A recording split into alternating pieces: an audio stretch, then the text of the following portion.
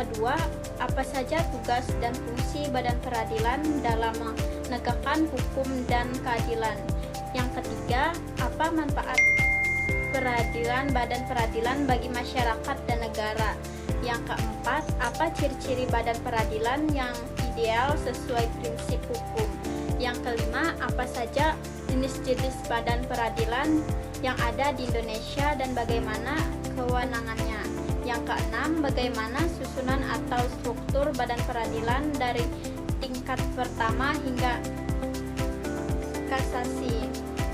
Yang ketujuh, bagaimana contoh peradaban kewenangan Badan Peradilan dalam menyelesaikan sengketa seperti kasus sengketa lahan.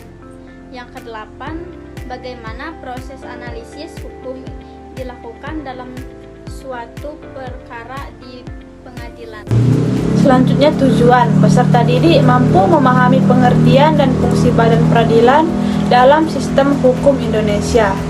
Yang kedua, peserta didik mampu menjelaskan tugas dan kewenangan Badan Peradilan dalam mengadili perkara.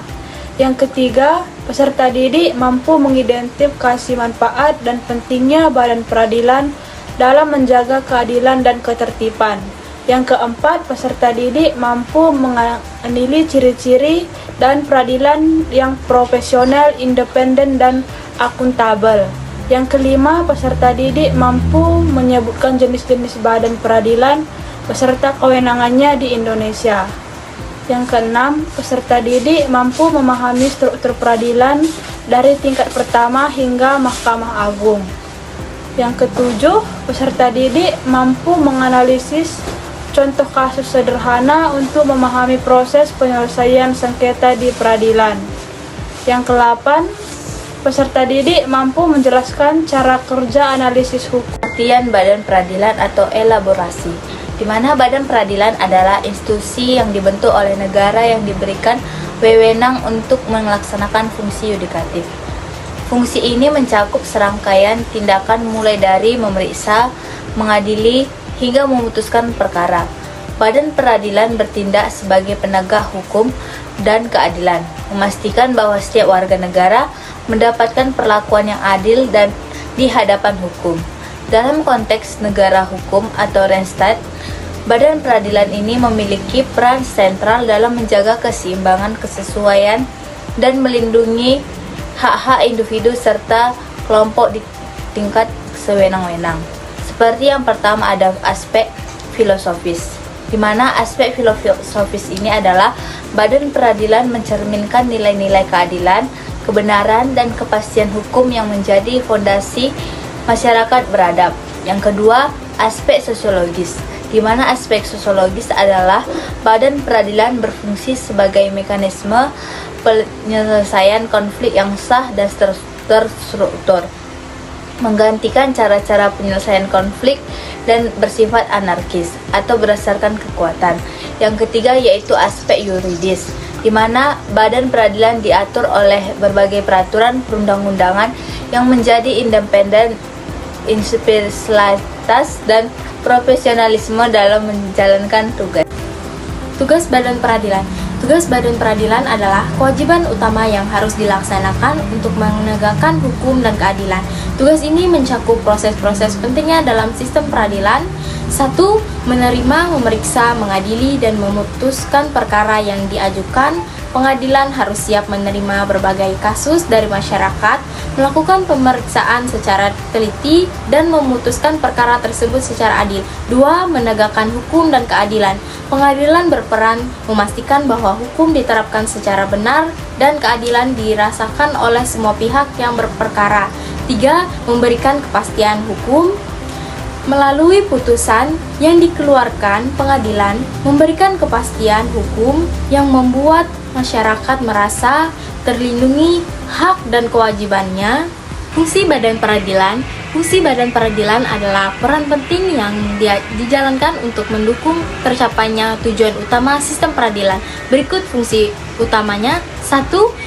Sebagai forum penyelesaian sengketa, pengadilan menjadi tempat resmi untuk menyelesaikan perselisihan secara hukum, baik itu perkara pidana, perdata, agama, maupun tata usaha negara. 2. Sebagai pengawas pelaksanaan hukum, pengadilan mengawasi dan memastikan bahwa hukum yang berlaku dilaksanakan secara benar, adil oleh semua pihak termasuk oleh pemerintah. 3. Sebagai perlindungan hak warga negara, pengadilan berfungsi melindungi hak asasi manusia dan hak-hak warga negara dari tindakan yang merugikan, serta memastikan hak tersebut dihormati dan dilindungi. Manfaat badan peradilan atau eksistensifikasi. Yang pertama, menegakkan keadilan, memastikan setiap orang mendapatkan perlakuan yang sama di hadapan hukum tanpa memandang status sosial, ekonomi, atau politik. Mencegah terjadinya diskriminasi dan ketidakadilan dalam penerapan hukum. Yang kedua, menyelesaikan sengketa, menyediakan mekanisme formal dan terstruktur untuk menyelesaikan perselisihan secara damai dan berkeadilan, mengurangi potensi terjadinya konflik yang lebih besar dan merugikan masyarakat. Yang ketiga, menciptakan ketertiban, mendorong kepatuhan terhadap hukum dan norma-norma sosial yang berlaku, mencegah tindakan main hakim sendiri yang dapat mengganggu stabilitas sosial.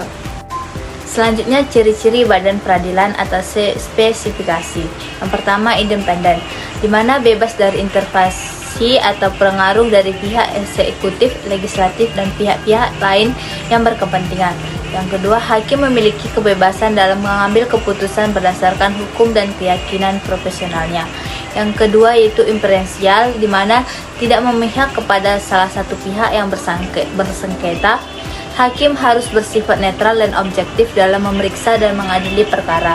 Yang ketiga yaitu profesional, di mana hakim dan petugas peradilan memiliki kualifikasi, pendidikan dan pelatihan yang memadai, yang memiliki integritas moral dan etika yang tinggi dalam menjalankan tugasnya. Yang selanjutnya transparan. Proses peradilan terbuka untuk umum kecuali dalam kasus-kasus tertentu yang diatur oleh undang-undang, misalnya kasus yang melibatkan anak-anak atau kasus yang menyangkut kesusilaan. Yang selanjutnya ada informasi mengenai perkara dalam diakses oleh publik, kecuali informasi yang bersifat rahasia ataupun sensitif. Yang keenam, akuntabel, di mana akuntabel ini bertanggung jawab atas setiap tindakan dan putusan yang diambil. Dapat diminta pertanggungjawaban jika melakukan pelanggaran hukum atau etika. Selanjutnya, jenis-jenis badan peradilan klarifikasi. Mahkamah Agung (MA), lembaga tertinggi dalam sistem peradilan di Indonesia, berwenang mengawasi kinerja seluruh badan peradilan di bawahnya, memutus permohonan kasasi, peninjauan kembali, dan memberi pendapat hukum kepada lembaga negara, badan peradilan umum, pengadilan negara dan negeri, mengadili perkara pidana dan perdata pada tingkat pertama. Pengadilan tinggi mengadili perkara yang diajukan banding dari pendidikan negeri. Badan peradilan agama, pengadilan agama mengadili perkara perdata tertentu bagi umat Islam, seperti perkawinan, perceraian, waris, dan wakaf. Pengadilan tinggi agama mengadili perkara yang diajukan banding dari pengadilan agama. Badan peradilan tata usaha negara, pengadilan tata usaha negara mengadili sengketa antara warga negara dengan badan atau pejabat tata usaha negara. Pengadilan tinggi tata usaha negara mengadili perkara yang diajukan banding dari pengadilan tata usaha negara, bahkan konstitusi MK.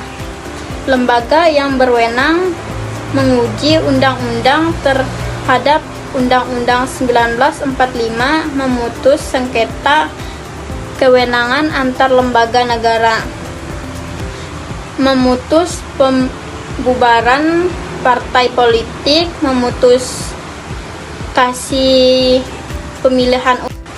Struktur badan peradilan hierarki tingkat pertama, pengadilan negeri atau agama (TUN) merupakan garda terdepan dalam sistem peradilan.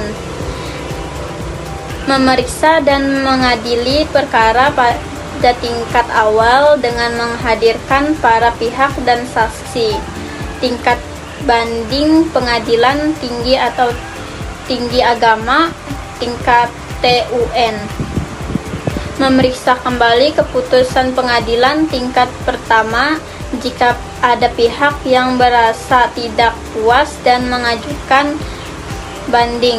Fokus pada koreksi kesalahan penerapan hukum atau kesalahan dalam penilai fakta. Saksi Mahkamah Agung merupakan tingkat terakhir dalam proses peradilan. Memeriksa putusan pengadilan tingkat banding jika ada dugaan pelanggaran hukum yang serius. Putusan Mahkamah Agung bersifat final dan meningkat. Analisis hukum atau pendalaman. Dalam kasus sengketa merek, analisis hukum akan mencangkup yang pertama, dasar hukum. Undang-Undang Nomor 20 Tahun 2016 tentang merek dan indikasi geografis. Yang kedua, fakta hukum. Bukti kepemilikan merek yang sah. Bukti adanya kemiripan antara merek yang bersengketa. Bukti adanya potensi kerugian yang dialami oleh pemilik merek asli. Yang ketiga, pertimbangan hukum. Analisis mendalam terhadap unsur-unsur pelanggaran merek seperti unsur persamaan pada pokoknya atau keseluruhan. Penilaian terhadap indikat baik para pihak dalam menggunakan merek. Selanjutnya itu contoh kasus di mana seorang ASN diberhentikan secara tidak hormat oleh keputusan bupati. ASN tersebut merasa keputusan itu tidak sesuai prosedur dan melanggar haknya. Ia mengajukan gugatan ke PT UN untuk membatalkan putusan tersebut. Di mana putusannya itu seperti pengadilan menyatakan bahwa keputusan bupati tidak sah karena tidak melakukan pemeriksaan disiplin sesuai PP ASN. Kesimpulannya adalah, badan peradilan di Indonesia memiliki peran krusial dalam menegakkan hukum dan keadilan. Dengan struktur yang komprehensif, jenis-jenis peradilan yang spesifik, sistem peradilan berupa memberikan solusi yang adil dan efektif bagi setiap sengketa yang muncul.